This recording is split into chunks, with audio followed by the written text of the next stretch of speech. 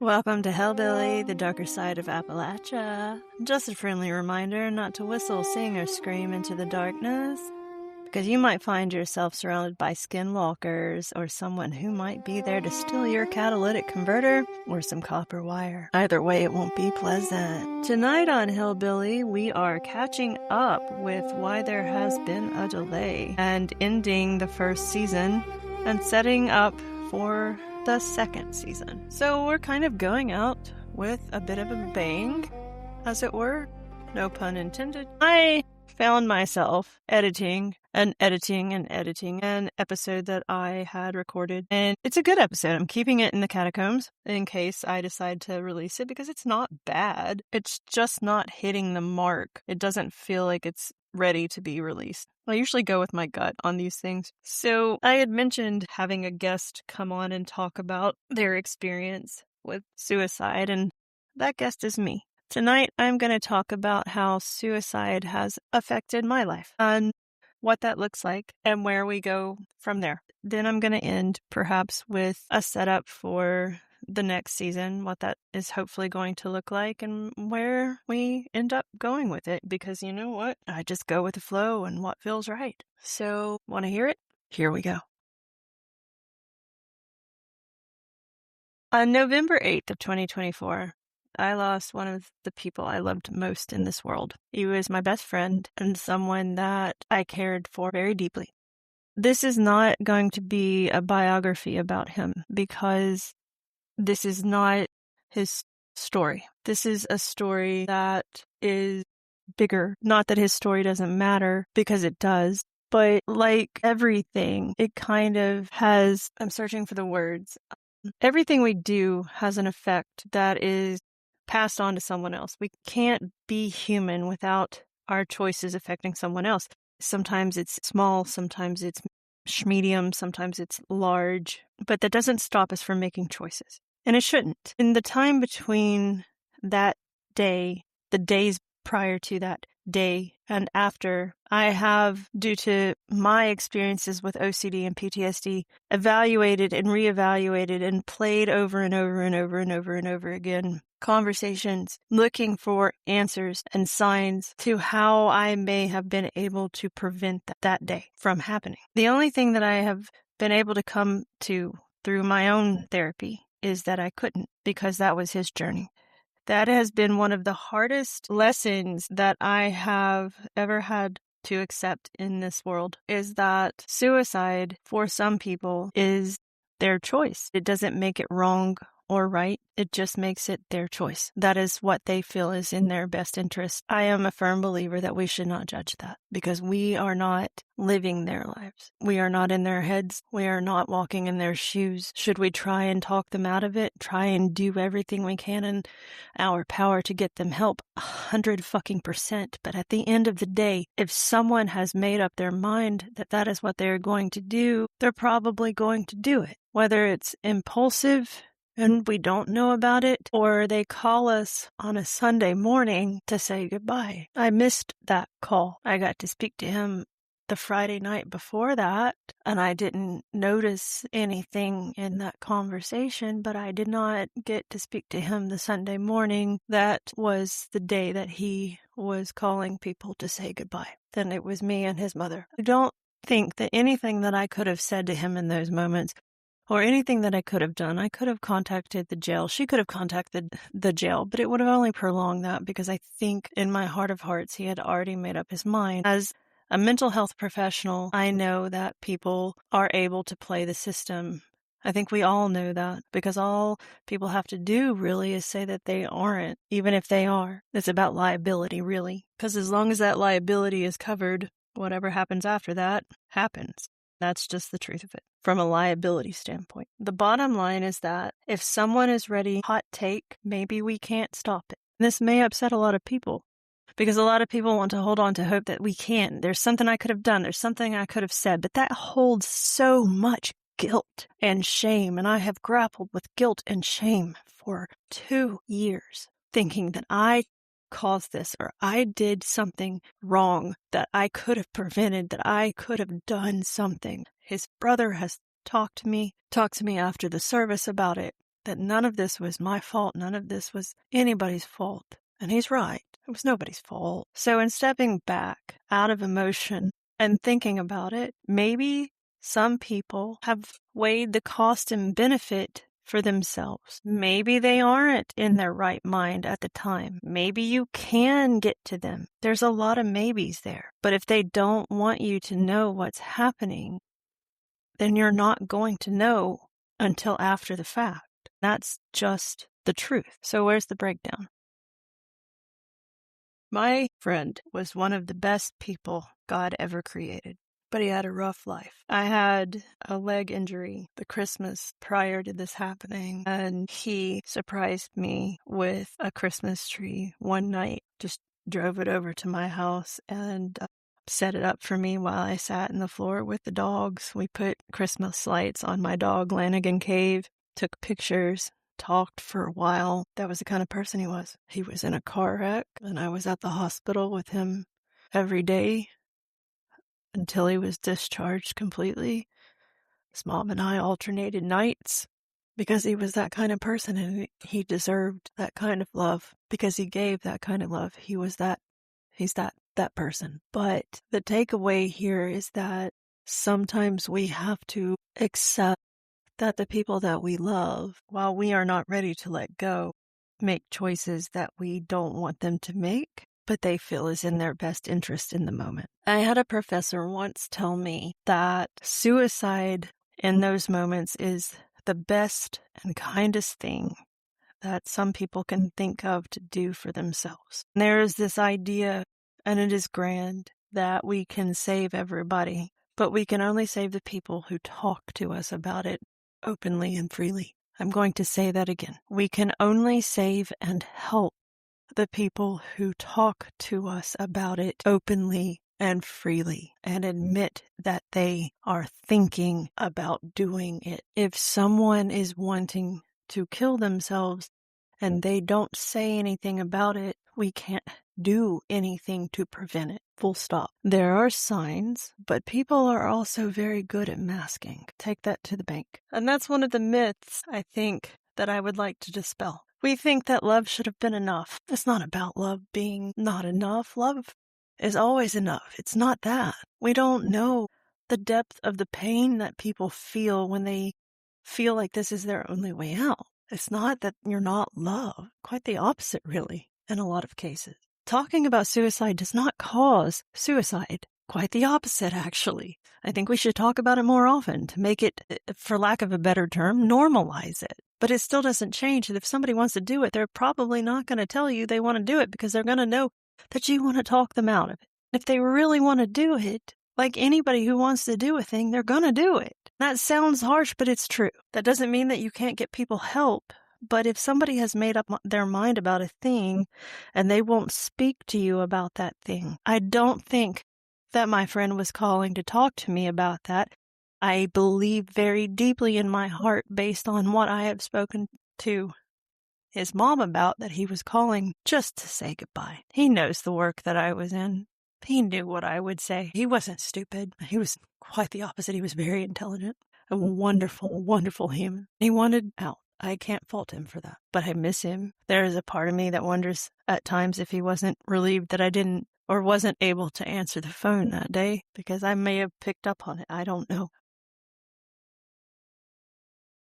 I will tell you that for those of us on the opposite end, those of us who are left in the wake of suicide, I don't like a couple of things. I don't like when people say it's selfish. You don't know what's going on in the person's head. You don't know the turmoil they're going through, so you can't say whether or not it's selfish. Mental and emotional pain is just as painful as physical. I've known people who've wanted to kill themselves over physical pain, so let's just call it what it is. Shut the fuck up, please, with respect.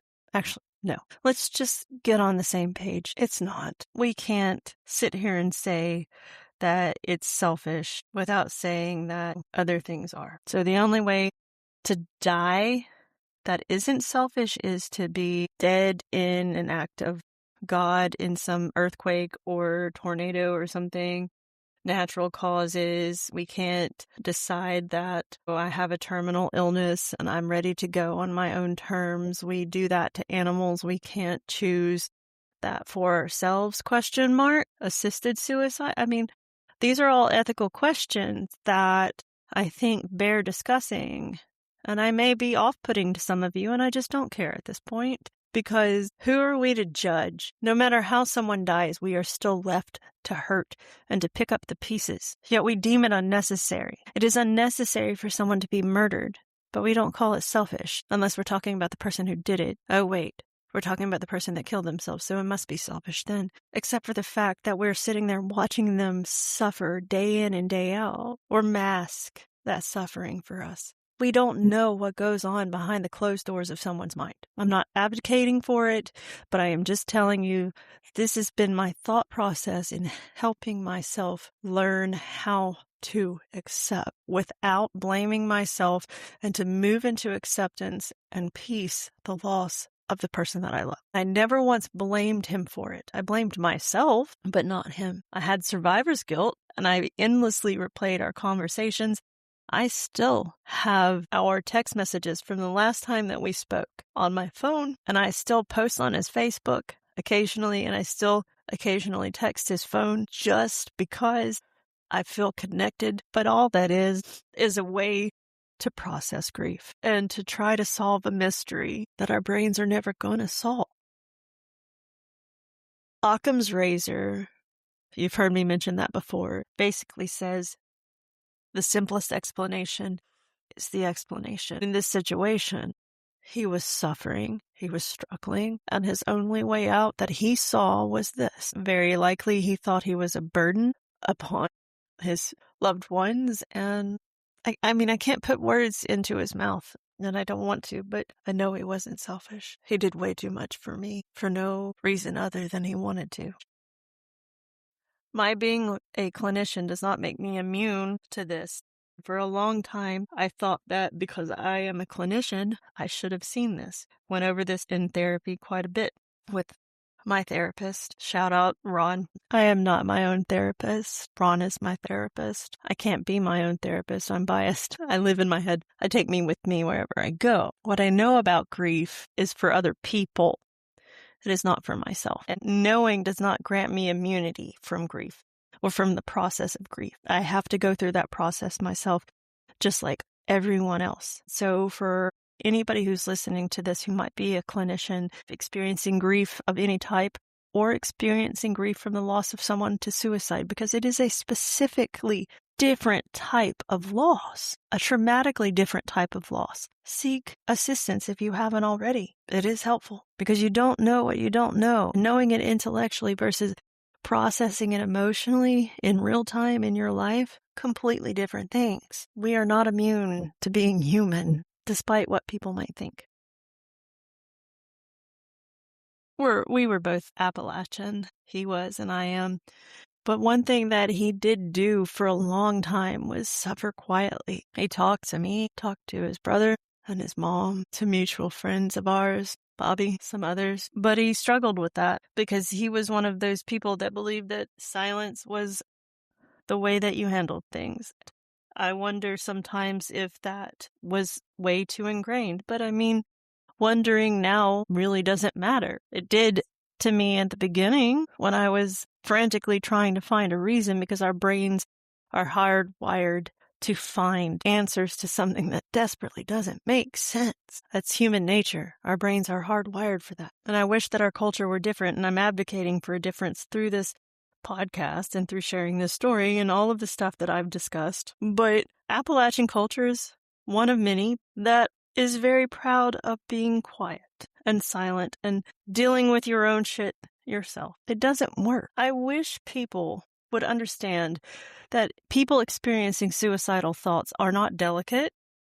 I've had my own. I think a lot of people on this planet have had their own. Talk to us. I talk about it. I speak openly about it if I have them because I'm not afraid to. A lot of people are afraid to because they're afraid of being 5150. For those of you who don't know that, that means involuntarily committed for a 72-hour hold or so, depending upon which state you're in. That doesn't always happen. Talk about it. Open up about it. Tell people about it before it gets to the point where it feels like the only option, the only way that I really think that we are going to start changing the numbers is by talking about it and taking away the stigma behind it, taking away the idea that it's selfish, changing the narrative that feeling this way is selfish, and putting a new narrative in there that it makes sense. Mental health sucks sometimes, and it's overwhelming. The environment is overwhelming. The political environment is overwhelming. You lose things, you lose people. All of this stuff happens at once sometimes. Finances are hard. And life is hard, and sometimes your brain searches for a way out, and it is overwhelming. Sometimes the only way that your brain can think is, well, it would just end if I weren't here. Finding someone who is safe enough to be like, yeah, man, I dig it. I hear you. I dig it. Let's talk. Instead of being like, oh my God, and like digging deep into assessments and being panicked about it. Who you want to talk to about that? The panicking person? Or the person who's like, yeah, I've been there. Tell me more. And then doing an assessment easily, quietly through that conversation to see if they need to be admitted, because you're probably going to be able to get that person to admit themselves voluntarily if they need to, that way, as opposed to an involuntary hold the other way. Talk about it. Don't be afraid of it. It doesn't have to be horrifying and scary. If we don't make it, it can be a part of life that we can address at the beginning before it gets to a critical point. Will it get to a critical point regardless? Yeah, probably. But maybe we can change those numbers if we stop treating it like it's selfish and taboo and start treating it like it's just a natural function of fucking mental health and response to the stress of the world. If I had to poll people and ask them anonymously, how many of you have thought that you would be better off not waking up in the morning, I wonder how many of you would say, yeah, me. I probably have. I know I have. Or yeah, I definitely have, anonymously. And for the people left behind, one thing that I wish that I could reach people with is that we need to talk to each other. We may have failed some people, and we need to learn from those. But for my friend, we didn't fail him. And there's a part of me that still doesn't always believe that. I'm working on it, and that's why we need to talk about it with each other. And survivors, go to therapy. Embrace therapy. It's your friend. It's your outlet.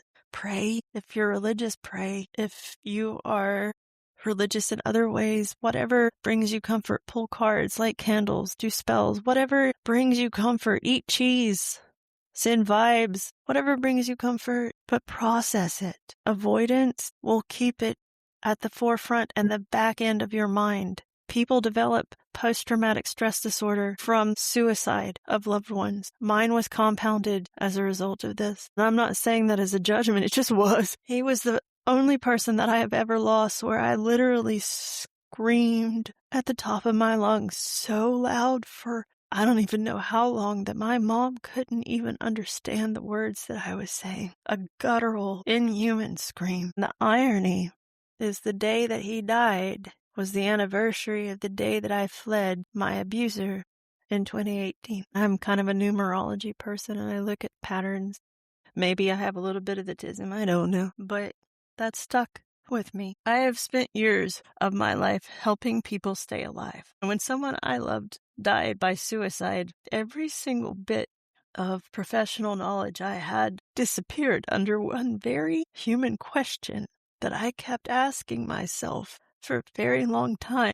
What did I miss? And the follow-up question was, should I even keep doing this job if I missed seeing that in him? And the only things that helped were therapy, friends and family, prayer, my dogs, of course. I'm a very existential person, so I think a lot anyway. But also time. And last night, before I decided to change up the episode, I had a dream. In the dream, he was there. We talked for a little bit.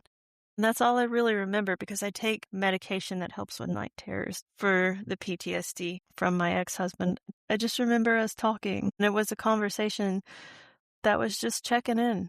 And he said he was doing cool. He was okay. And that's when I decided that this would be the best way to end the season is by talking and being my own interview. There are no diagnoses that cause suicide. Let's get that straight.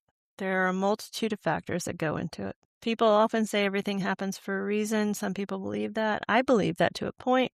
I also believe that sometimes shit just happens. Whatever you want to hold on to is whatever you want to hold on to.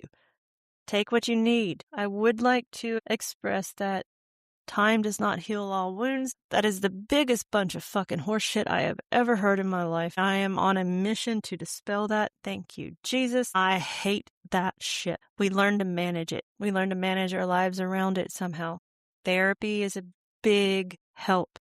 I don't know how many times I've said that tonight. Therapy, therapy, therapy, therapy. I am not getting paid to say that, I promise. But we do learn to manage it. I am going to be 2 years out, November 8th of this year, but I still think about him every day. It's not as powerful at times, but I still think about him every day. I've made progress in managing the grief. It takes work and time and effort and grace with yourself. Absolute grace with yourself. And that is something that a lot of people are really bad about doing for themselves.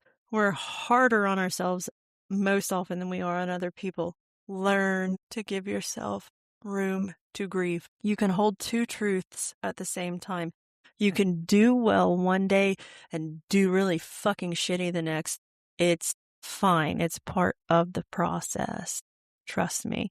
You can do well in one moment in the same day. Have a breakdown the next. It's cool. It's part of it. Embrace it. That being said, if anyone is experiencing suicidal ideation or depression to the point where you might feel like it's headed in that direction, I really encourage you to reach out to friends, family, crisis workers, therapists. 988.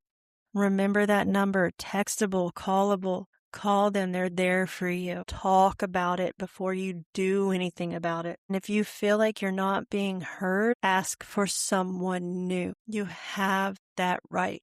Tell them you feel like you're not being heard and ask to speak to someone who will listen to what you have to say. Your place on this planet is important. And we want you here because there's no one else like you.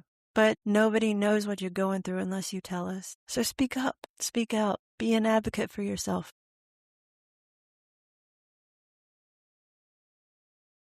I would like to dedicate this episode to the memory of my Jeremiah Collins, my Maya Collins.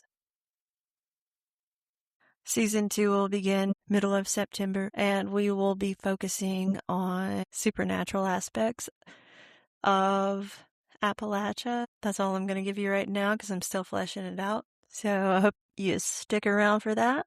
It's looking to be kind of fun.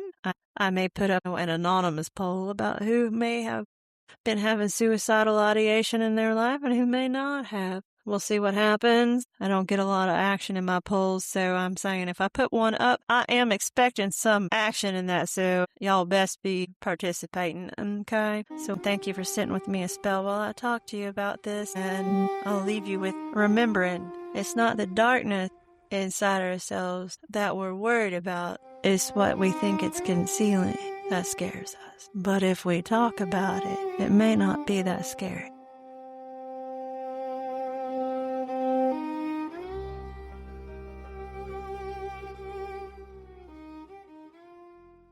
This has been a Strummer's Mom production. Thanks, Frank. You are missed, son. Furry son, I might add.